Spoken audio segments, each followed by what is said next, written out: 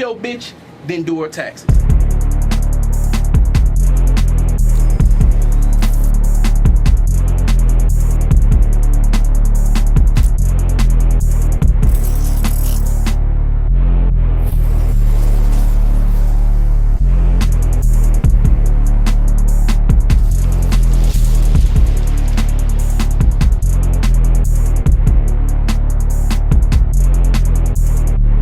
Kool Nerd, nigga.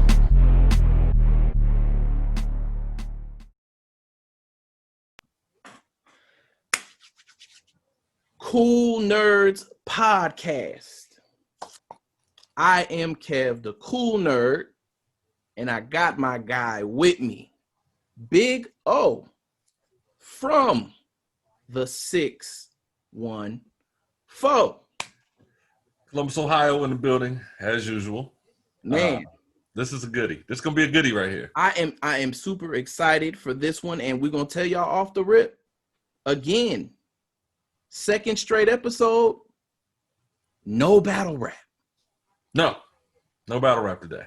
We're branching out. We're branching out. We want to talk about other stuff. This topic is probably the coolest of cool nerdy topics, and very important to discuss. You know what I'm saying?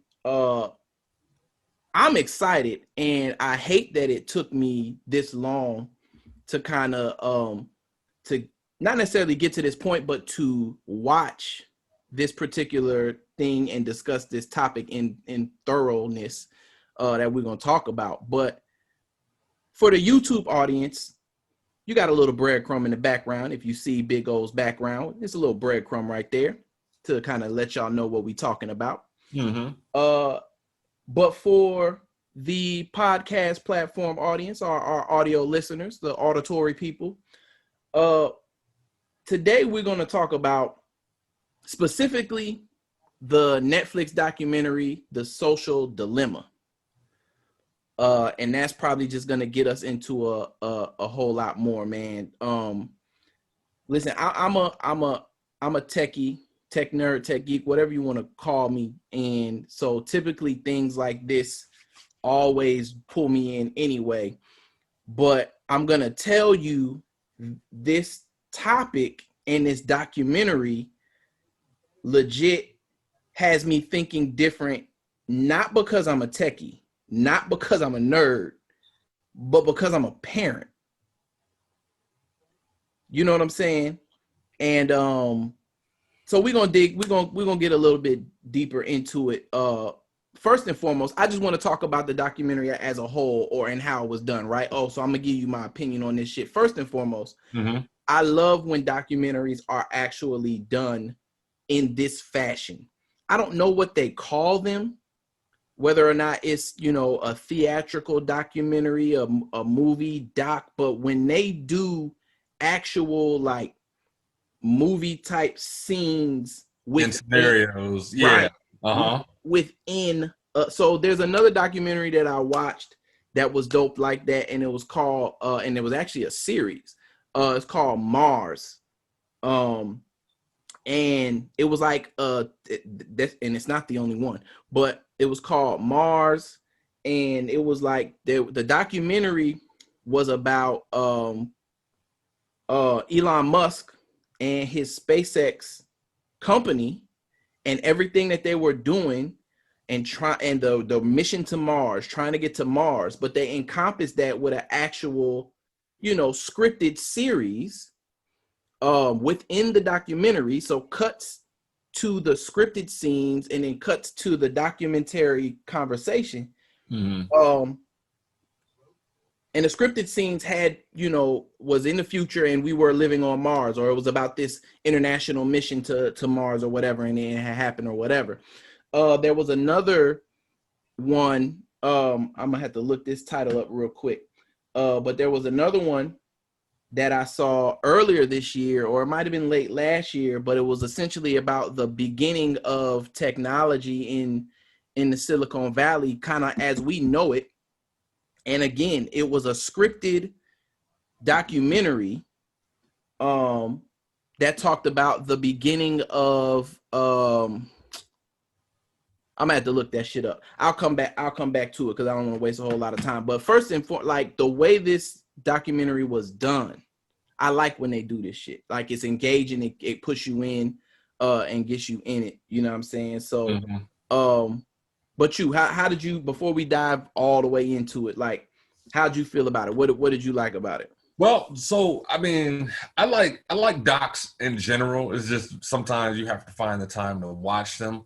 But like you, because this is something that I'm interested in, I use technology, I use social media. Yep. And we were probably some of the first people on the smartphone wave.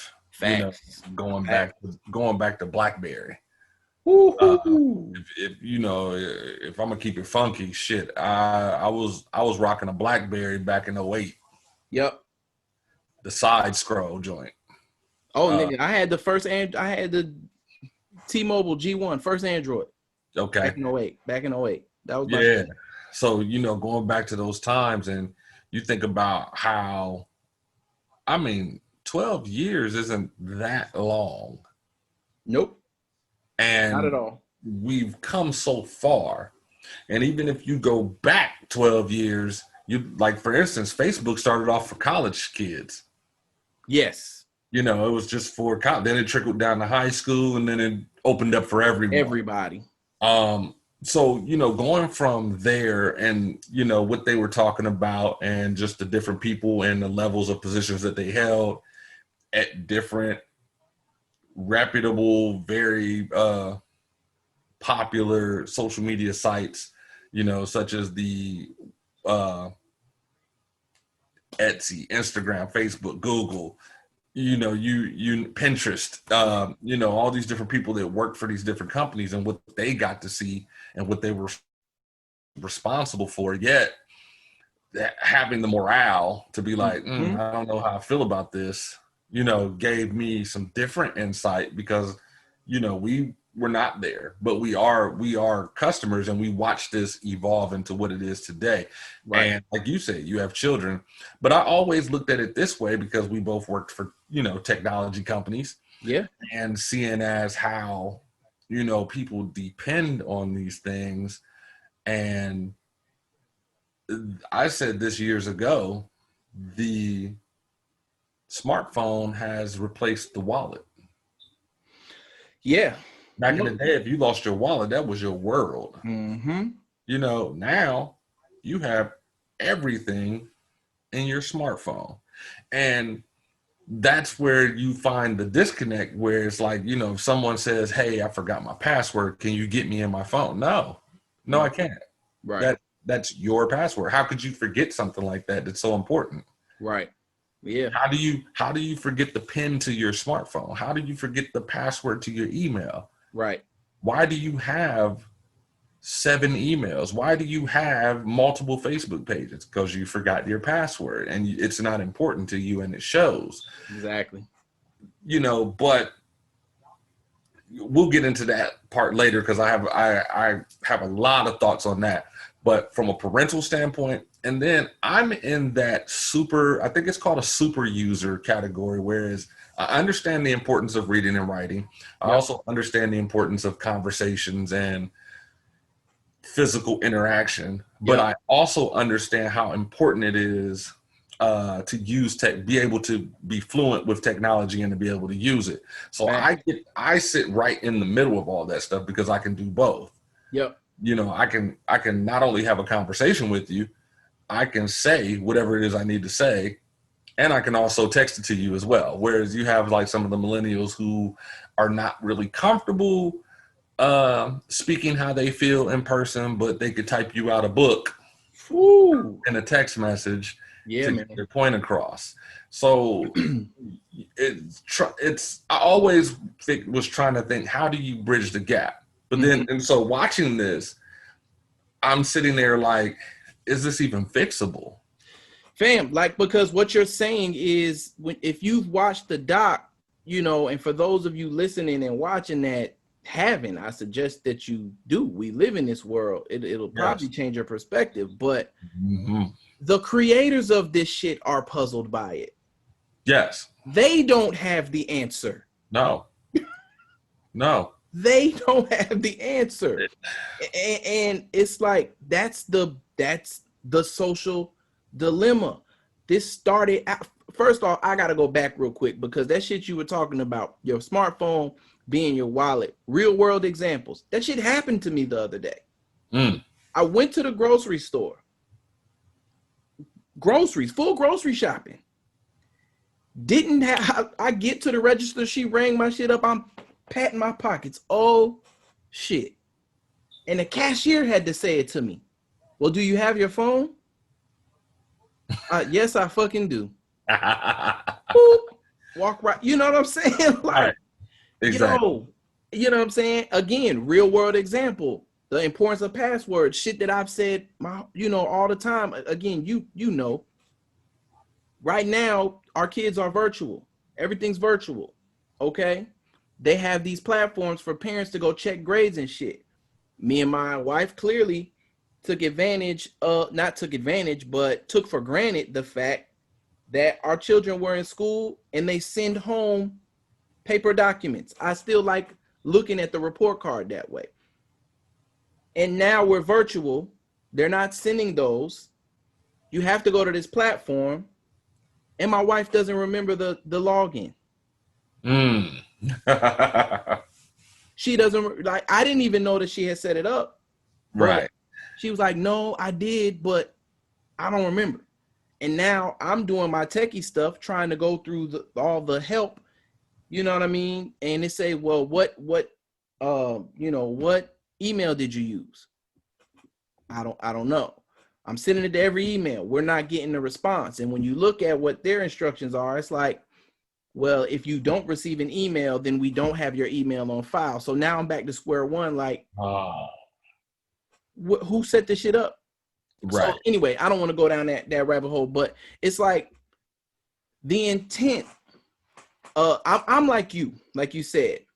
I don't know if I would call myself a super user, but the way you described it, I'm exactly like that.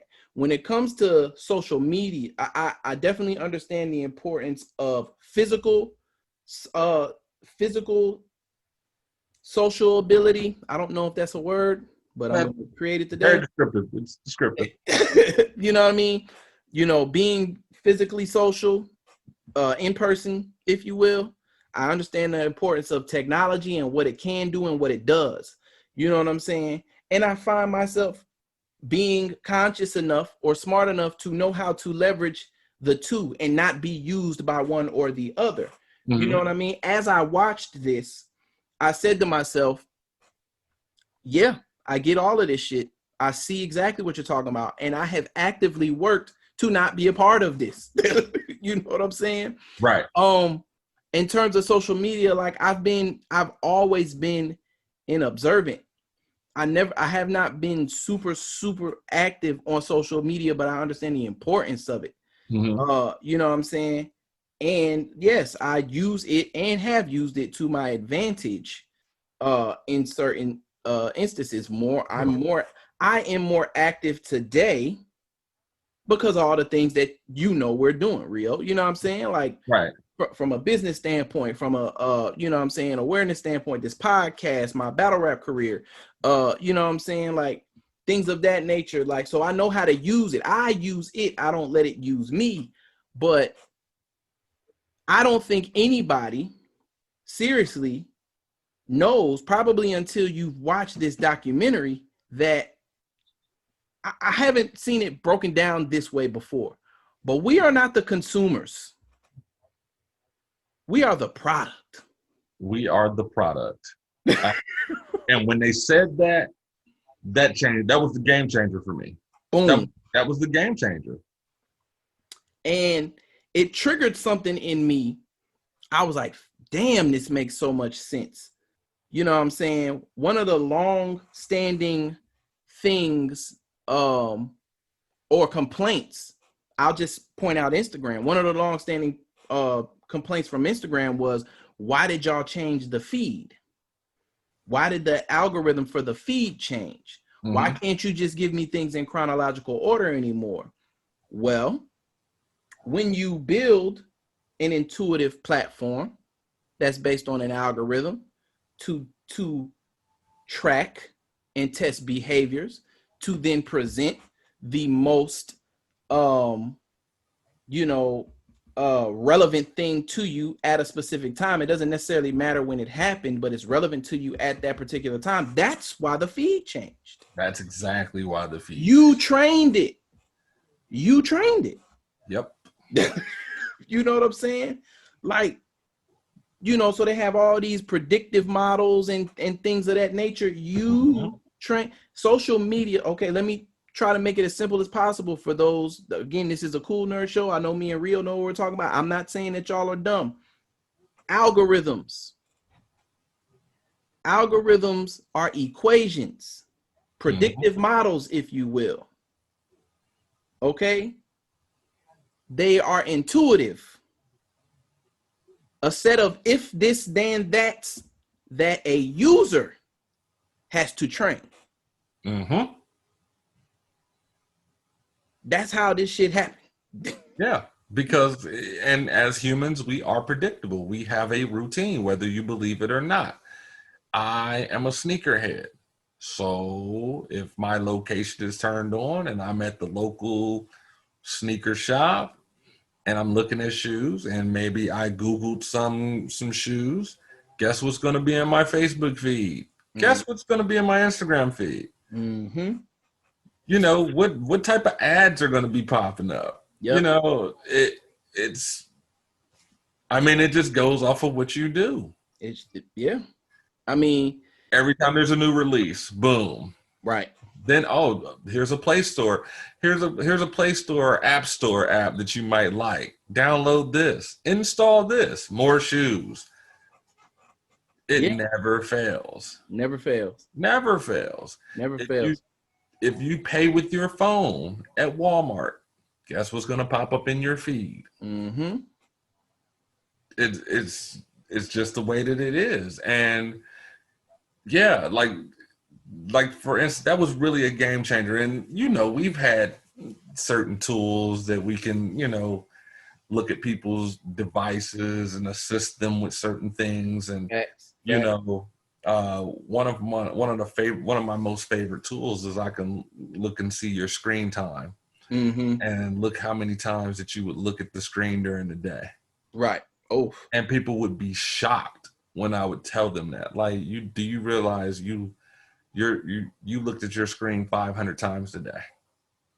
It actually went black and came back on 500 times in a day. Facts.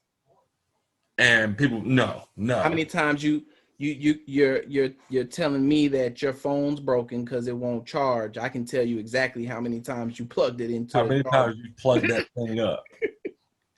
Like your phone is that smart. It monitors damn near every single thing that you do.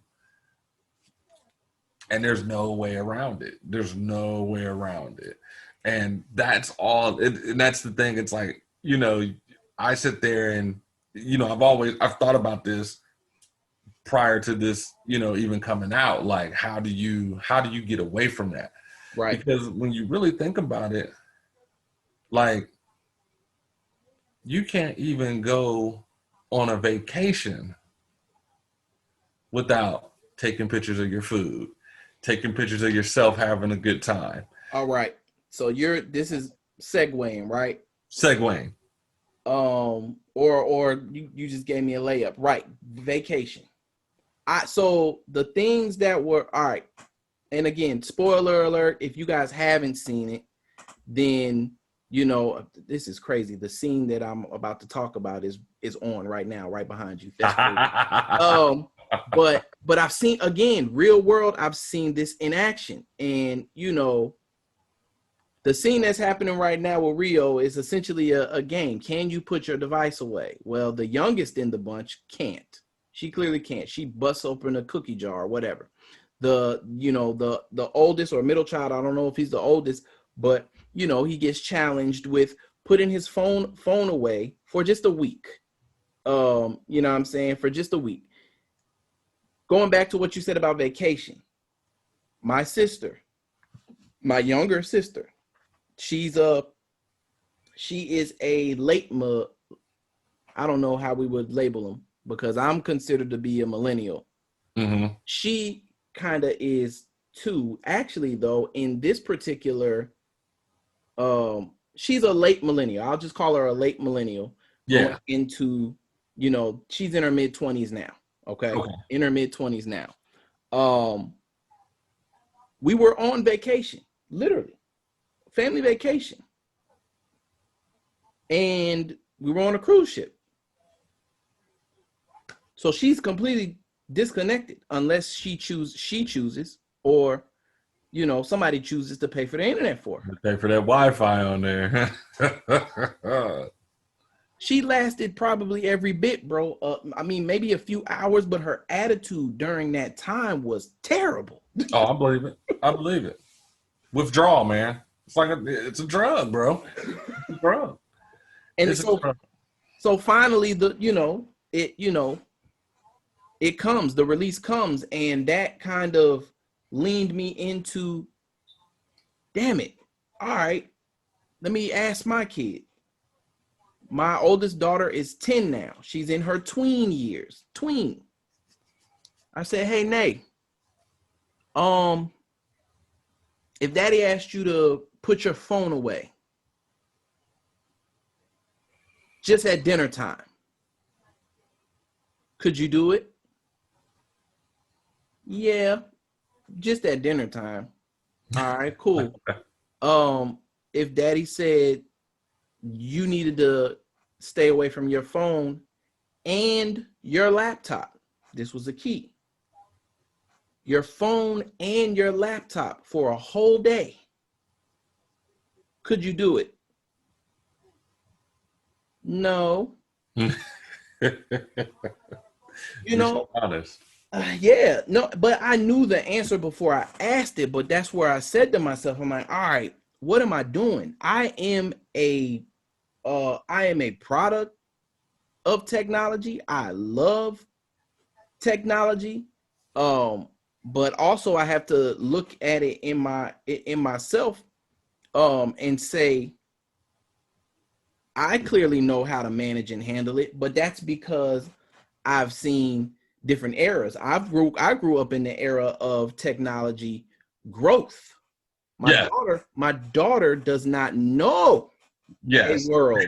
She does not know a world without a smartphone or without high-speed internet. Yeah, facts. Or online gaming, for that matter. Yes, you don't know the struggles of AOL 30-day trial discs. Have you ever had to talk to Max about how we used to play SOCOM? No. Like, no, there was a point in time where Call of Duty was not on the internet.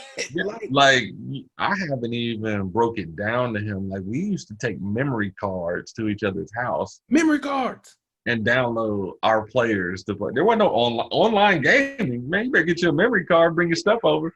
Memory card. Fam, and if you didn't have two of them, were, you know what I'm saying? Like, yeah. Bro, I mean, that's just scratching the surface. Like, I'm trying to think. This was, I want to say maybe it was either a year or 2 years ago. We were all in the house. It was wintertime, so we was all snowed in. Mm-hmm. So I'm sitting there with the kids, and I have my nephew and nieces too.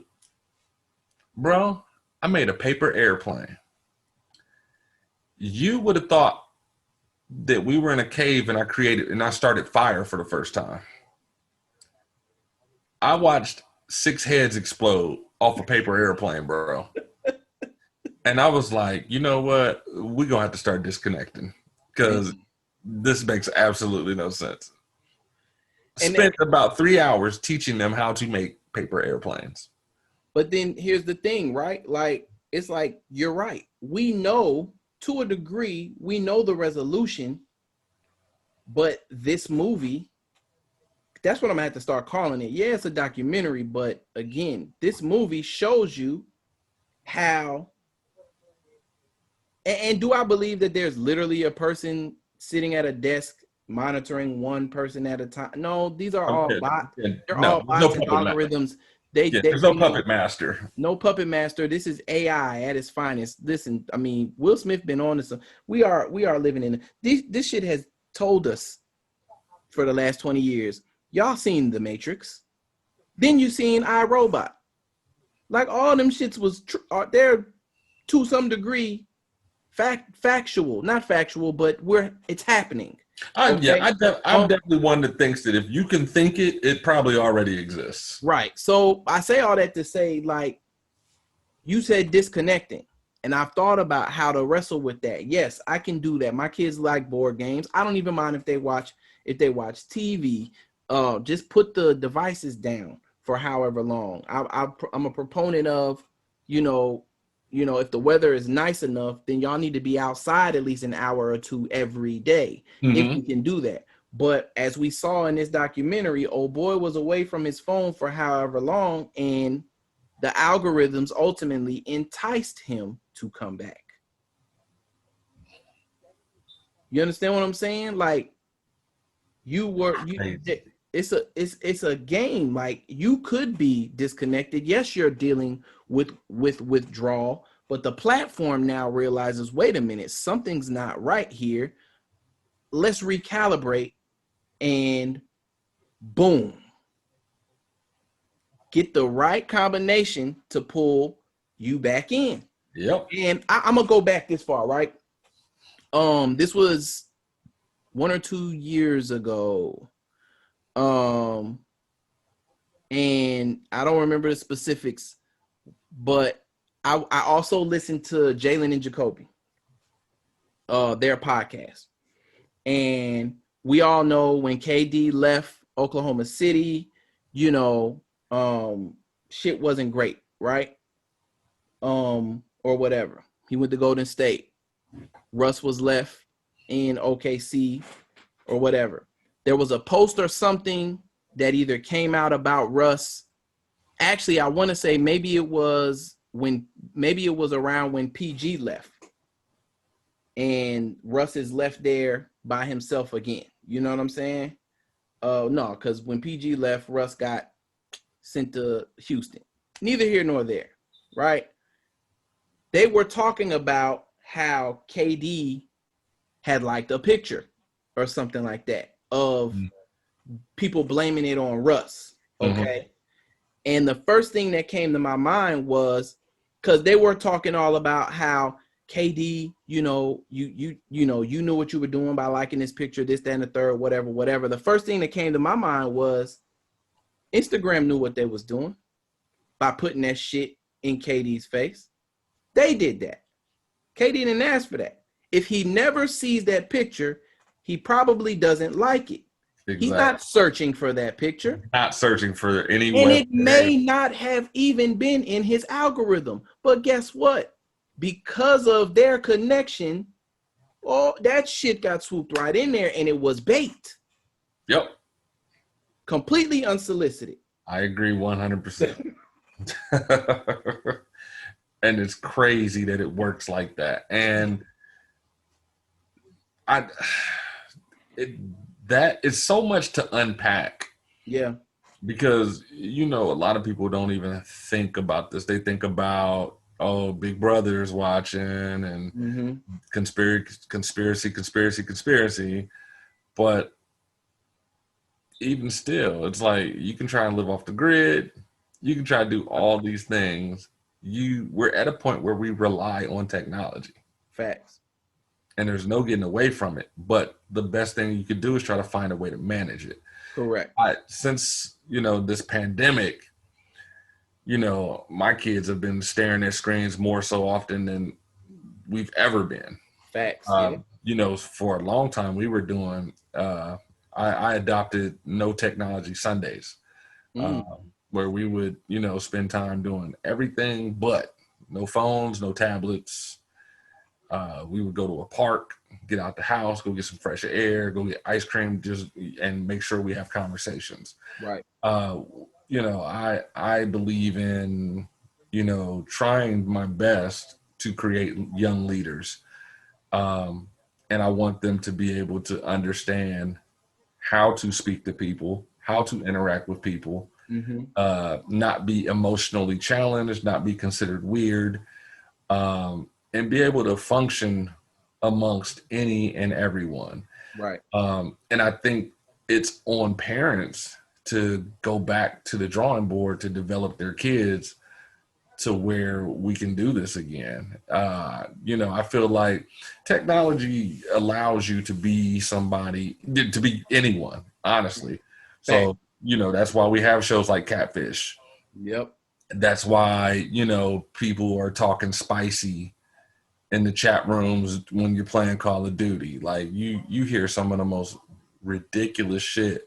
Like, I'm sitting there playing Call of Duty and, I hear some young kid who sounds like he's about 11-year-old just straight dropping the N-word, N-bomb.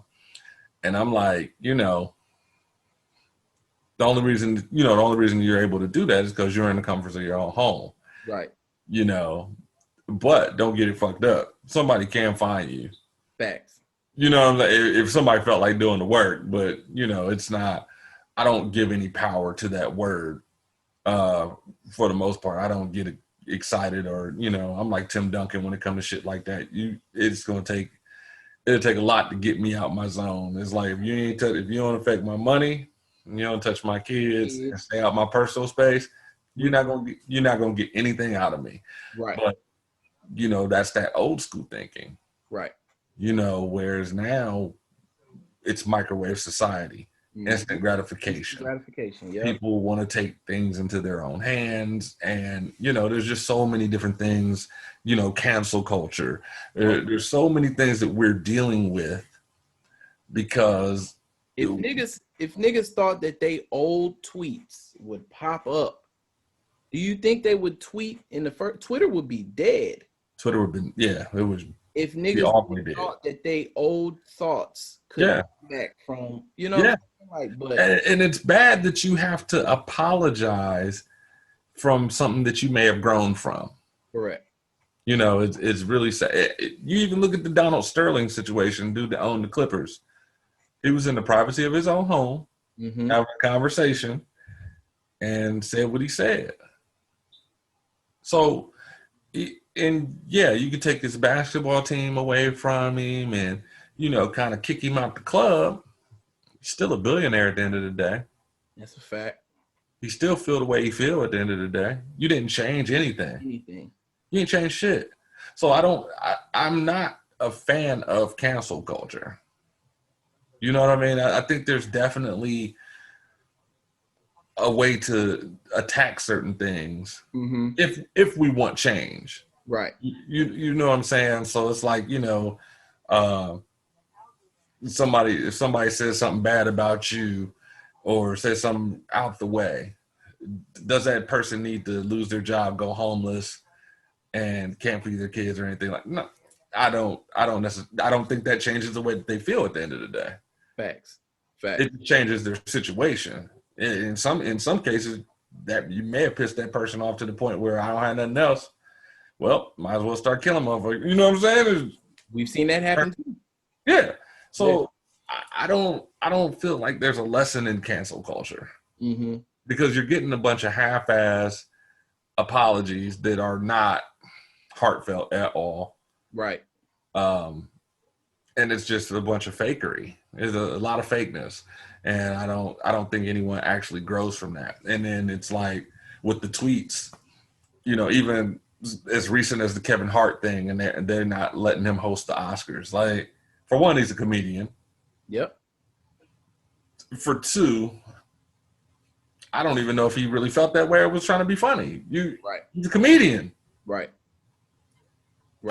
You know what I'm saying? So it's tough, man, but you have the machine. You got the machine driving the culture, man. He's just driving society, and you have people who are not rooted in anything, and that's one of the things that it talks about, how we're in the age of fake news.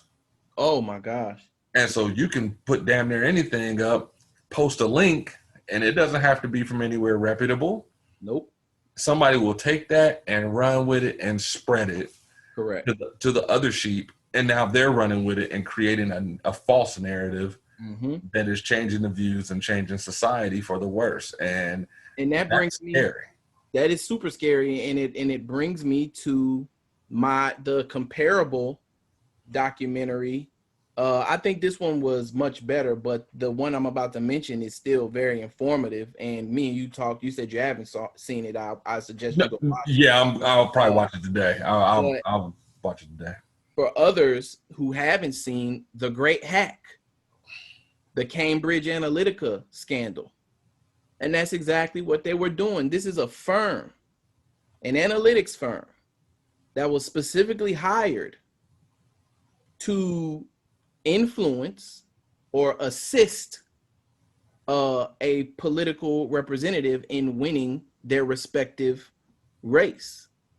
You know what I mean? So using social media targeting, you know what I mean? So these are the things that, yeah, it can.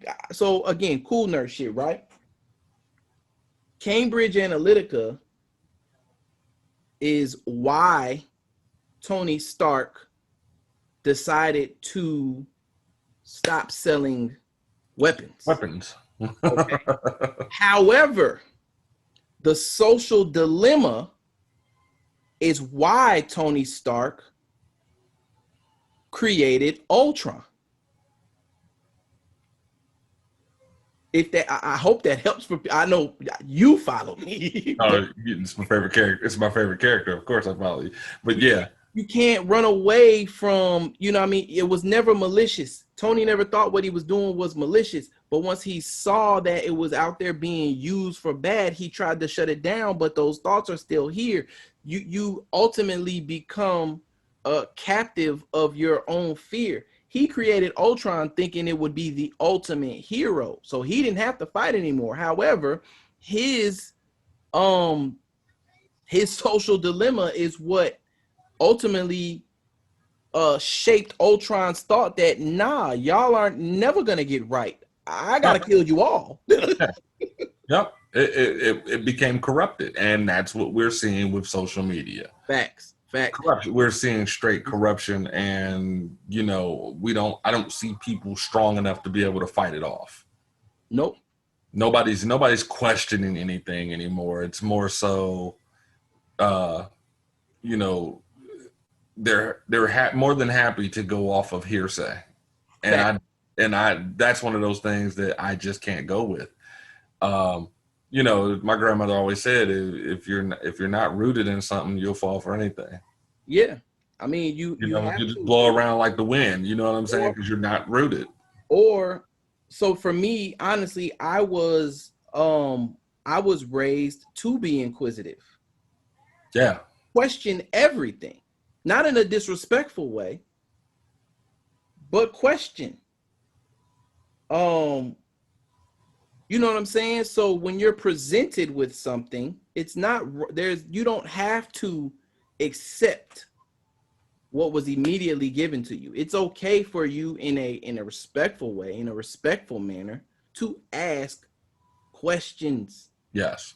And if you reach your desired outcome after being inquisitive, then maybe it's okay. But I think that's the problem.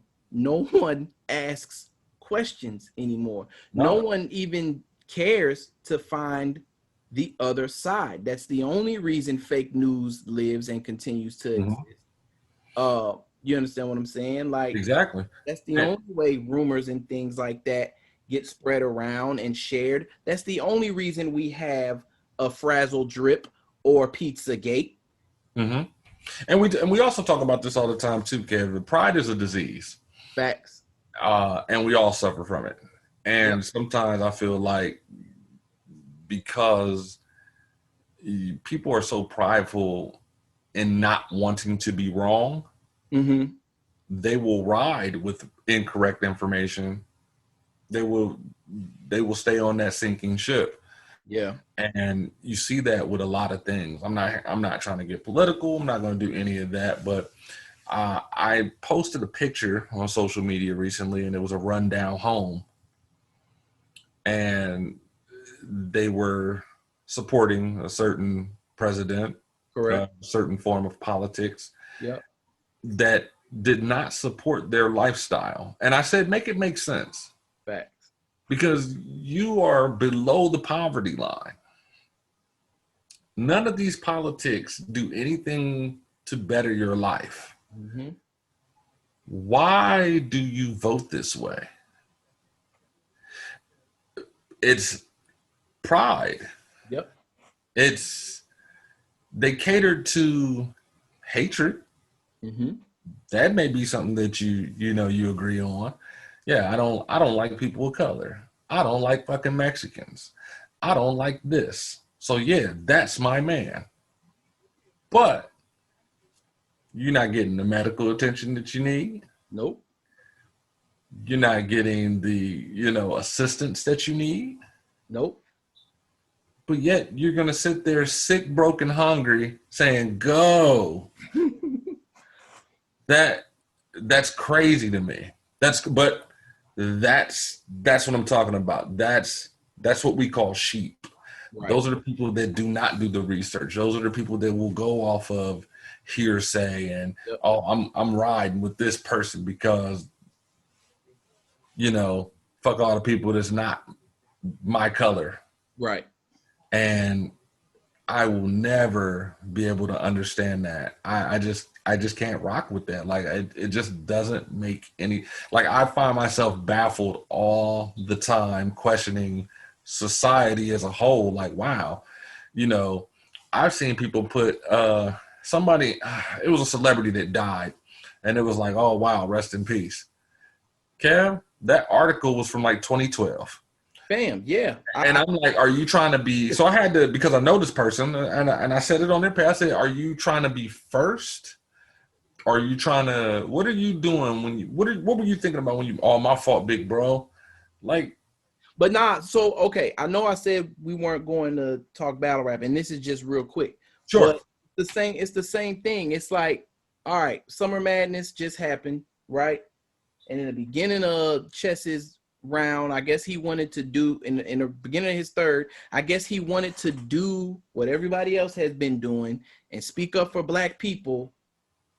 He has a history of being inaccurate with his facts anyway, but he said something to the effect of the same niggas that will kill Breonna Taylor but leave Epstein alive. Epstein been dead, fam. It's a whole conspiracy around that too. Yeah. They got his ass up out of here quick, fast, and in a hurry as soon as he got locked up. Yeah.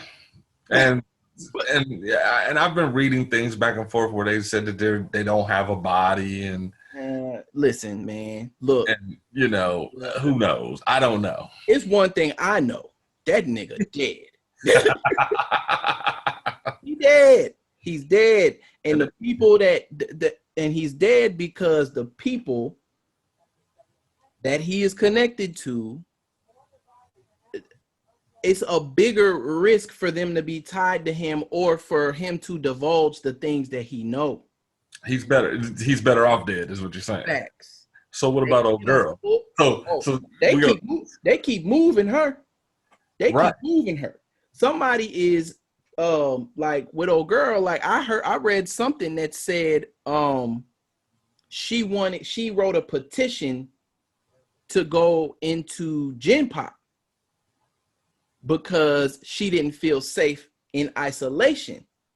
Oh, the breakdown of that was she was in isolation, but they were literally moving her like every 3 days. Okay. But you want to go to Gen Pop because you feel safer. Nah, they know. We're not you're not safe there. It's much easier for them to get to you there. We just gonna continue playing this game. You know what I'm saying? She know too. And I don't know. I'm sure she's at a point where she don't even want to be here no more once everything has been taken away from you. Right. Yeah. I mean, but whatever. That's not what this is about. But I mean, to a degree, that shit, it gets influenced that way too. Like it definitely is. And so, that brings me to a whole different type of vibe as well, because so we talk about the social dilemma and algorithms and all these different things that are put into place to sway opinions or persuade you to buy something or things like that, right? We're the product. Yep. With that being said, though, it's like, why is it that it takes years to catch pedophiles? Why is it that you have to, investigate them and be like, oh, they've been downloading these images for 7 years and they have 15,000 videos and images and this, that? What takes so long? Why does it take so long? All this information, all this access to people, and nobody's doing it to catch people committing crimes. All right. I'm gonna say this, and I mean I've had this thought for a very long time, but I am gonna have to preface it in the beginning.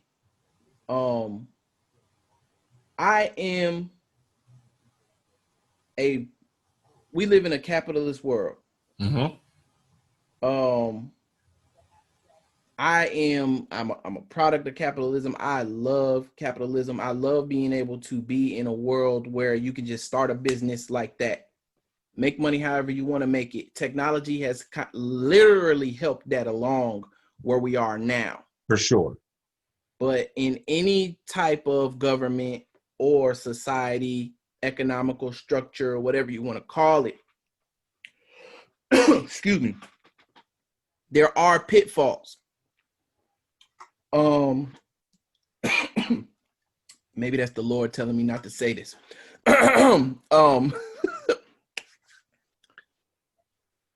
My response to what you said is because capitalism. It's not profitable to do so. Oh, for sure. I agree with you whole soul. You ever seen Minority Report, the Tom Cruise movie? Absolutely.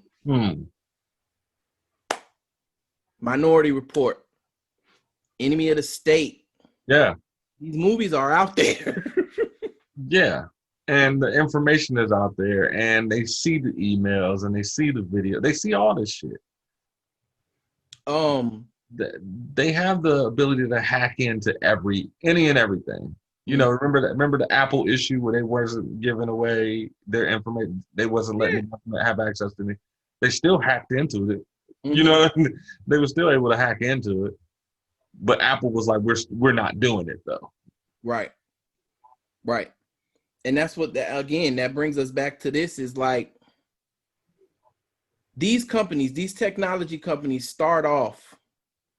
Some of them still aren't profitable to this day.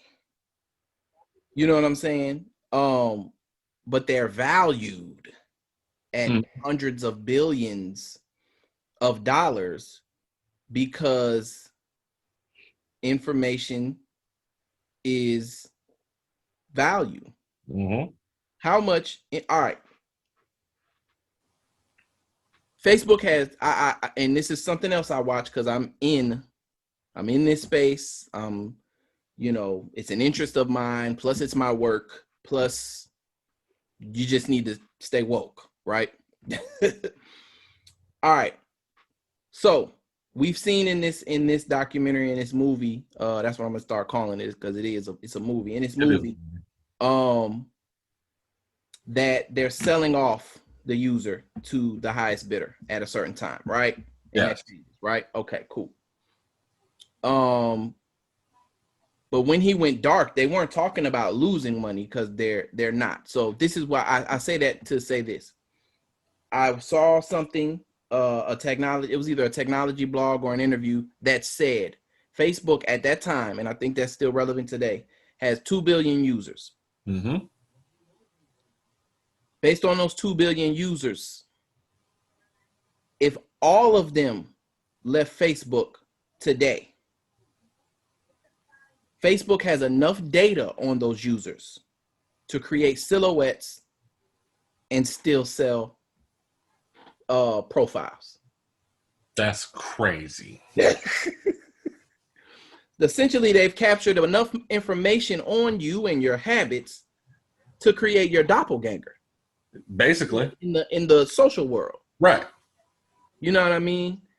Now, I don't want to speculate, but with that being said, and with what we're doing, what people are doing with machine learning and AI and VR and AR,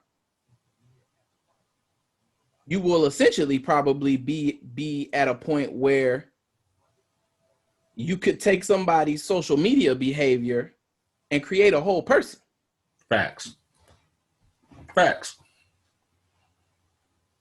And again, leveraging all of those technologies, you could have a living, breathing, ever learning, intuitive humanoid, android, a vision, if you will. Maybe we getting far left. I'm just saying these are the things that go through my head from time to time. Yeah. Can you imagine seeing a clone of yourself in traffic? No. I just watched that movie Gemini Man the other day, and that was wigged out too. By the way, that was a good movie. People shitted on that movie from what that movie wasn't bad until close to the end of it, but for the most part, it was a good movie. Yeah, I mean, you could tell that the funding wasn't there. Well, that part too, yeah. But other than that, it was a good movie. Yeah, I didn't have a complaint about that movie. But yeah, man, it's not weird. Honestly, saying it out loud is weird, but I'm not surprised. You know what I mean? Yeah, no. That I will say that at this age, nothing surprises me anymore. Yeah. I just kind of look at something and shrug my shoulders and keep it pushing. Like, ain't that coming? Nope, that doesn't shock me. Right. There's the thing. I think the thing that bothers me to this day is just human response. Yeah. The not wanting to, be knowledgeable. Right. Not wanting to know, willful ignorance. Yep. Let's say that. You know what I mean? Like knowingly naive. Yeah. You see things like a certain person's taxes came out the other day. You can say it, fam.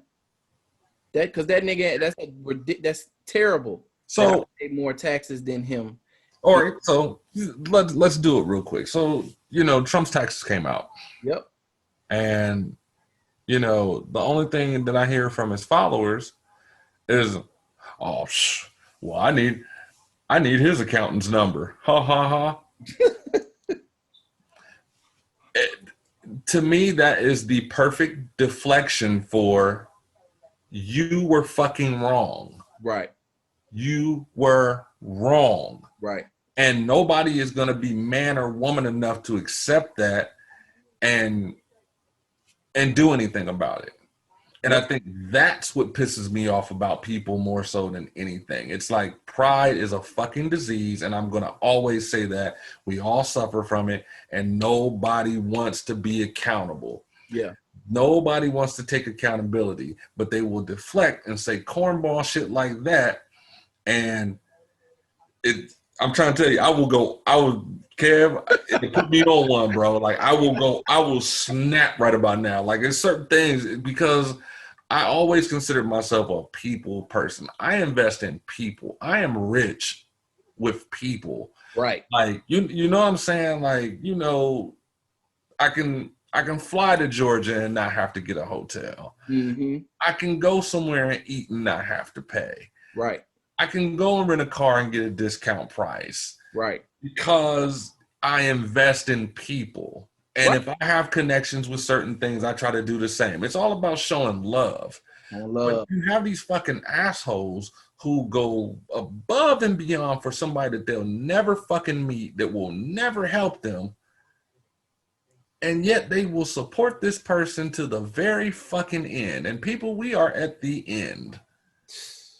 And it's like so many things have come out. And it's like, where is the truth at in people's lives? Man, like this shit's not okay. So am I going to continue to do this? Case in point, I don't even know if you know this. Me and my kids do not celebrate Christmas. Oh, okay. if you look into it, if you look in the encyclopedia, if you read about where it originated and all those different things, it's a made up holiday like anything else. Right. Jesus wasn't born in December. Facts. I say that, and see, this is the And thing. But see, that's the thing. Like, all right, and I'm with you, and we align on just about everything. You know what I'm saying? We'll probably agree on this. Let me tell you why I still celebrate Christmas. sure.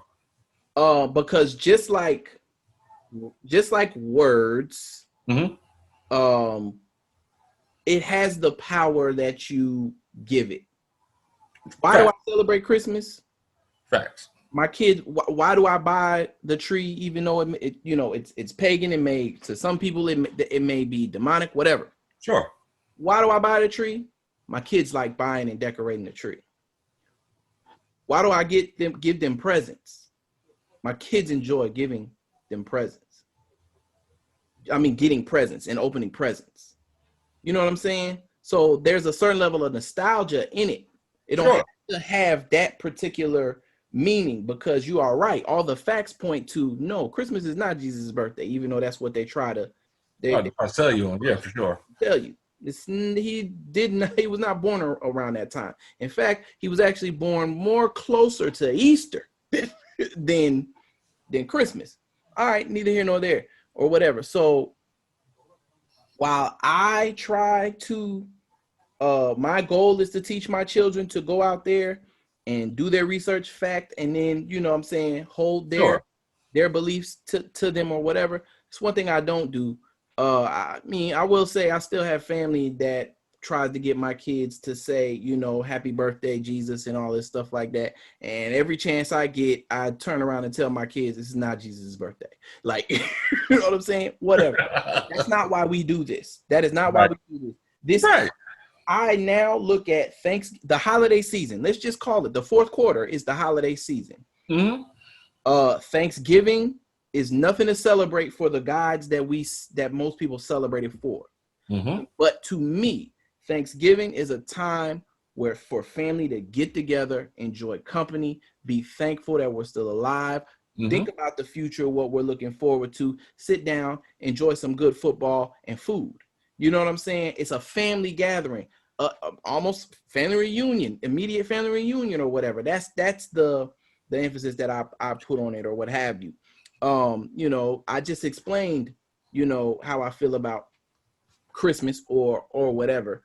And I'm not even gonna hold you. Like, I mean, we even celebrate the New Year at the wrong time.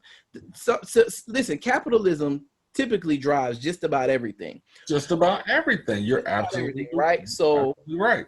We celebrate the New Year and again, if you work, this is not news to anybody. If you work at any kind of Fortune 500 company, tell me why we celebrate the New Year at January, but every company's business or fiscal year. The fiscal year ends at the end of February. Talk. That's why you don't get bonuses January 1. Talk. I mean, please, somebody, you know, listen, things will be right there in front of you. But again, it's about what people want to educate themselves on and understand. And these are not conspiracy theories. These are not conspiracy theories. Let me continue to say that I am pro-capitalism. However, capitalism does need a conscience. You know what I'm saying? Yeah, we'll have to have a pod on business and crooked business and what's the difference between good money and not good money. But you know, we'll definitely have to chop that up.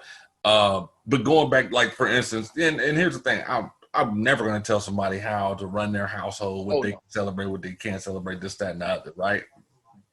With mine, I don't want to get them to a point to where they learn the truth about something and they're conflicted.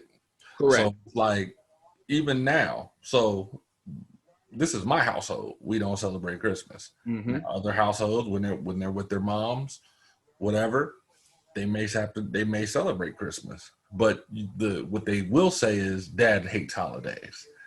They know that for a fact that, you know, he doesn't really fuck with the holidays because they're bullshit. Right. Now, in the long haul, what that's teaching them for me is that if you do what you're supposed to do, if you get good grades in school, if you excel in your education, you may be able to go get higher education for free. Or from then, you may be able to get a great job. You won't have student loans to pay back. Then you'd be able to buy whatever it is you want, and not just on holidays or birthdays. You don't have to stress out. You don't have to save. You don't have to do all the bullshit that I'm doing to take care of y'all. Right. So it's like, when I say I'm trying to make better versions of myself, I mean that 100% top to bottom. Like, I don't want them to have to know what debt is. I want them to know what it is, but to abstain from it. Correct. You know what I'm saying? I want them to be solid and what they believe and understand the truth about everything, and pick and choose what it is that they choose to do in their careers. Because I'm not going to be here for their entire life. Yeah. You know what I'm saying? And I want them to be around for mine. And I want to give them all the tools necessary to be able to go forward and create a long-lasting legacy. And I wanted to start with me, because I don't have the astute background. Tying this back into what we do, right. Kool Nerd shit. When the VCRs came out, had to go to my grandma's house and hook it up for her. Right. If she ever got a new TV, I had to go over there and program the remote. DVD player, I had to set that up. So my path was already set as a little dude, because I was always hooking up record players, speakers, laser disc players, VHS, Betamax, right, Atari, ColecoVision, Nintendo, Sega. You know what I'm saying? Like, that was me. From day one, I've been part of the whole tech revolution. Right. And so now I have to be able to equip my children with the truth to make them feel like you use this, but you don't necessarily need it. Yes. All damn day. Right. So, and that's the hard part for me. It's hard because, my son is in sports. He had broke his phone. He hasn't had a phone in a couple years. And I'm looking at him now, and I'm like, shit, I don't even know if I ever want to get him one again. Because I'm looking at my oldest daughter. She's 10, and she can't get off the motherfucker. Yeah. And I'm talking about, Kev, to the point where that shit will die, and then I see her laying on the floor with it in the charger, and she's using it, and I'm like, baby, I told you not to be using your phone while it's on the charger. Yep. Like, you see that damn thing hot. Like, why? Roblox ain't going nowhere. Oh, I'm not going nowhere. I'm going through the same thing, the same exact thing. Again, my team, and this is where, again, tying it back into kind of what we're talking about with the this social dilemma. If I know that you all don't have a conscience in selling my information, I'm a grown adult. Okay, I get it. Roblox, Fortnite. You know what I'm saying? These games, they're free. These games are free, but they're not. No. Okay, you are selling my child's information. You're selling my child's information, and there's got to be a barrier there. I don't know who is checking in on them, but you're just gearing my kid up for. And again, I don't want to take away what my kid enjoys. Try to monitor it, things of that nature. I make sure. Look, my daughter, she never. There's no credit card or anything information attached to that shit. She gets her allowance. We go buy the fucking Roblox gift card so she can buy her Robux. Boom, it's all virtual currency, whatever. But that profile is being wrapped tight. and that shit gonna follow her somewhere. You know what I'm saying? And that's the struggle in me. That's the struggle in me in saying, like, I know what's happening behind the scenes, but I don't want to take away the thing that she enjoys. I just got me and you talked off camera about maybe I need to set maybe there needs to be a wind down time, an hour, because it's worse now because they're in the house all day, like you said, because of the pandemic. Right. Before, when they were going to school, and again, I don't want nobody to use this against me, saying, oh, you want the kids in school. Let me be very clear. I want my kids to be safe and healthy. If it ain't safe for them to be inside of school, then I'm all for them being home. That's just point blank, period. You know what I'm saying? Now, when they were in school, it was easier because you're in school 6 to 8 hours a day. You come home, you do your homework, and then you get to enjoy your, extracurricular technology stuff like that. Correct. Now the school day is literally like 4 hours. It's not even a whole day anymore. No, these kids aren't challenged, especially if your kids are smart. And then and sometimes I feel like, like my son is just too damn smart for his own good sometimes. For instance, he woke up at 7 this morning and got on his Chromebook and started knocking out work. Yeah. And so by 10, he's looking at me talking about, can I play Fortnite? Because I've done everything for the day and we don't have our virtual meeting until 2:00. And I'm like, bruh, come on, man. Like you're cheating the system. Yeah. You're cheating the system. Or is he? Or is he just he's doing what they're putting in front of him. Right. He's not challenged. Yeah. And I don't know. That's another thing with all this shit going on right now. How do you even look at this school year? Do you say, do you just chalk it? Like we're just gonna get through it and see what happens in 2021? Is this because of this? Is this gonna hold them back potentially? So I can only speak for how my kids are going through it, and they're holding them accountable.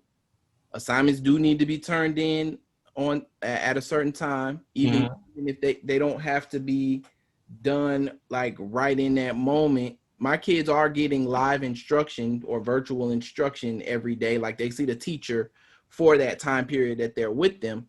I mean, do I think they're doing it in the most efficient way? No, but it's happening, whatever. Yeah. But, and then they give assignments and they have to be turned in by a certain time, and then they're getting graded. But, not every school district is doing that. My thing is, they're still, even how you describe Max is doing, they're still, even with what Lene is doing, there's more screen time because there's less school interaction or whatever. And it's like you're on your, like you were saying, about your oldest.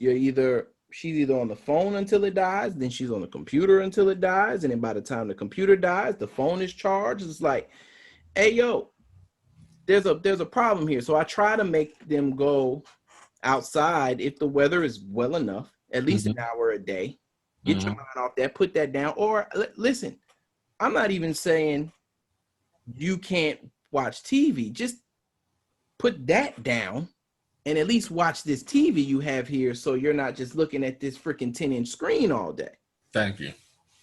You know what I'm saying? TV might not be that much better because that was the original. That was the original thing. Back when me and you were younger. Oh yeah. That's where we were being. That's what we were. Go outside. Right. That's where we were being sold. You know what I'm saying? Like you start thinking about this in a manner of, if social media, if we are not the consumer and we're the product in social media, that is not a new concept. That probably started with TV. For sure. Marketing, because that's marketing in general. That exactly. You know what I'm saying? Exactly. That's almost like marketing 101. I want to suggest something to you, and I said this too, and I'm gonna suggest this to everybody, because in a more science fiction-y kind of way, it does break all of this down in the same way. But American Gods on Stars. That show is real. Yo, I gotta watch that. You told me that, and I gotta watch that. I gotta watch. It encompasses all this shit. Yeah, for sure. And I mean, like you said, marketing. There's a reason that, back when they had smoking commercials on TV, the dude had a motorcycle and a leather jacket. Oh yeah. Oh, there's total motive behind that. We're being sold at every turn. Hence the title of this podcast. Pimpin' ain't dead. Nah, not at all. It just moved to the web. Slavery ain't dead either. In the most elegant words of Chad Butler, Pimpin' ain't dead. It just moved to the web. That's it. The social dilemma is that's it. All the evidence of that, man. Like, it's crazy. And back to our original thought is like, the reason this movie is even happening is because the creators of these platforms, or the people that were responsible for, like, they had people, the inventor of the like button is on here. Exactly. You know, like something as simple as that. He thought it was simply going to encourage social activity, and it actually has diminished social activity. Imagine that. Something as simple as the like button. Crazy. Crazy. Please watch The Social Dilemma if you haven't seen it already. You got to. It's eye-opening. It really is, even for, some of your more savvy users.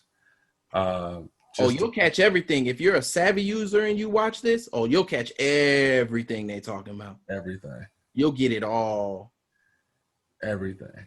But I think that was the one thing that stood out to me on the whole thing, is that I am the actual product. That is just, that's astounding. I guarantee you, until this came out, nobody looked at it that way. Nobody looked at it that way. Nobody looked at it that, and still nobody looked at it that way, and still couldn't figure out how is it you guys get paid. T-Rex hat. I'm telling you, bro. Because it never crossed my mind until it said that, and I was like, "You motherfuckers!" I was done. Yeah, done. Yeah, we all got hoed out. Facts. I mean, I don't even know what to do. It's like you have a very little percent of people who make money, doing this. You can get verified. You can get a YouTube check. You can get a TikTok check.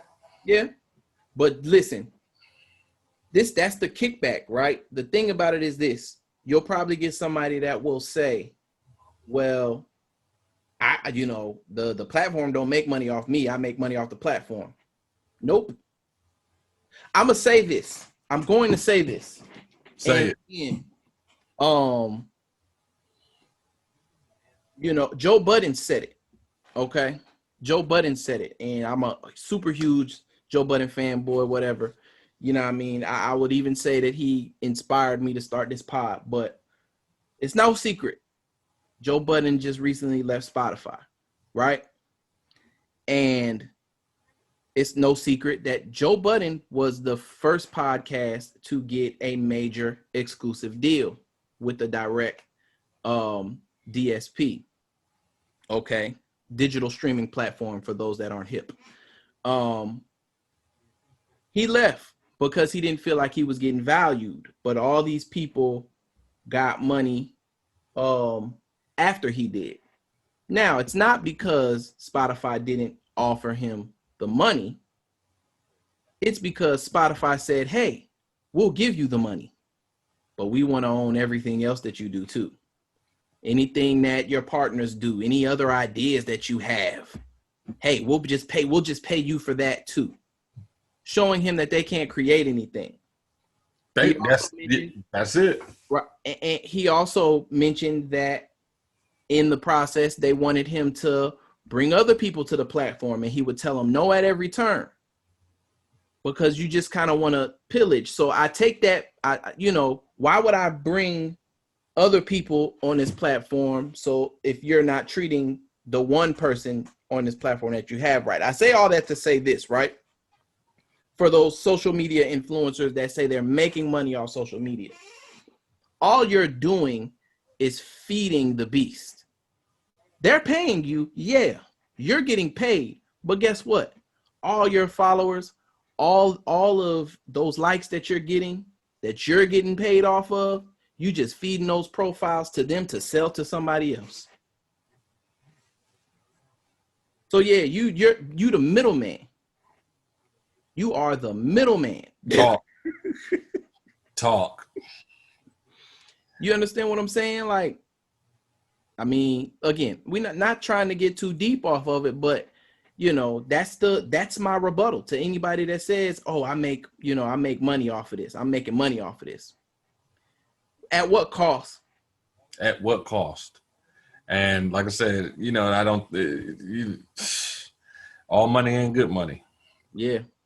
All money ain't good money. So and you can't be enjoying yourself too much if you got to stop and take a picture of yourself having a good time. You don't sell me on your good time.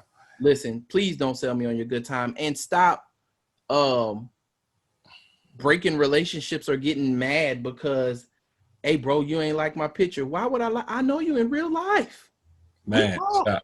Come on. I didn't post you on your birthday. You mad? What? I know you in real life. I called you on the phone and said happy birthday. Come on. I sent you a text message and said happy birthday. I hit you up and said, hey, yo, you good? How you doing? I saw that post you put up. Come on. Let's talk. Make relationships personal again. Talk. Like, why would I have this exchange or interaction with you on social media? I saw what you put on social media. You didn't sound like yourself. Let's talk. Make friendships real again. Like, I'm not with that, man. Again, I'm not. So it has its gifts. It's a gift and a curse. It was meant for good. It was created in good. It evolved into something else, and unfortunately, it has people in control of it or that are controlling it that don't have those genuine general intentions. That's why you get this documentary with the creators that are now coming back. So the social dilemma is essentially an apology. They're saying, I'm sorry. Boom. Everybody. There it is. Yeah. It's I'm sorry. I got it wrong. I was wrong. Right. I was wrong. This is not what it intended to be. This is not how I set it out. And since I'm the creator, I'm actively doing something to combat what I created. And that's a huge uphill battle right now. Huge uphill battle. Because capitalism. That's it. That's it. Look, I think we did good. Because after a while, this conversation is going to get a little more depressing. But look, you got the screen roll in the back. This is perfect timing. You know what I mean? We talked just as long as the movie. So that's perfect timing for you all to stop watching Rio's background and go watch the movie. This is not a paid advertisement. This was just a very good movie. At all. Had to talk about it. It's definitely something that was needed. Mm-hmm. And I think it's important for everyone to watch it. Just to, if not just to educate yourself on what's going on. Facts.